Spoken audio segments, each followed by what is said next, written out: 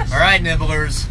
This is Health Nibble number 99, and it's about fasting and MS, autoimmunity, and cancer. And so we saw a ton of great speakers today.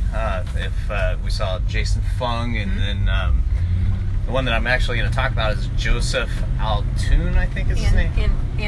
Antoon? Yeah. But he partners with Walter Longo, who was, I think, competing for the Nobel Prize in medicine a couple years ago when there's a Japanese guy, I can't remember his name, but he won it on fasting and autophagy, so all the healing effects of fasting.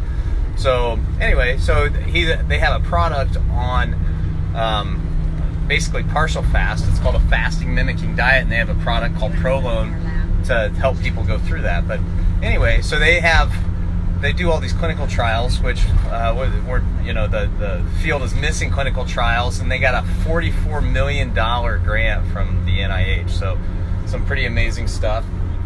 And he showed some slides with taking people through 3 rounds of these 5-day fasting mimicking diets, and with MS, and it showed actually regeneration of the nerves because it downregulates the T cells that attack those nerves.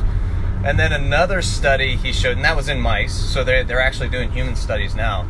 But another one that was fascinating was whenever you go into a fast, it just kind of downregulates all cellular activity, including replication.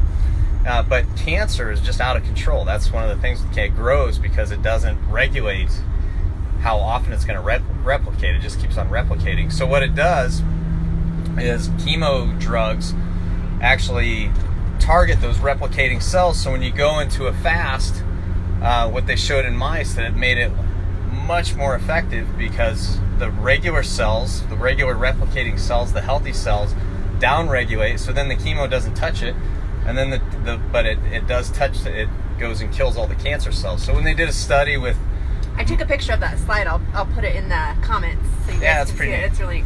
So in that study, the mice that were fasting survived and had they cured their cancer, and the mice that didn't, all of them died.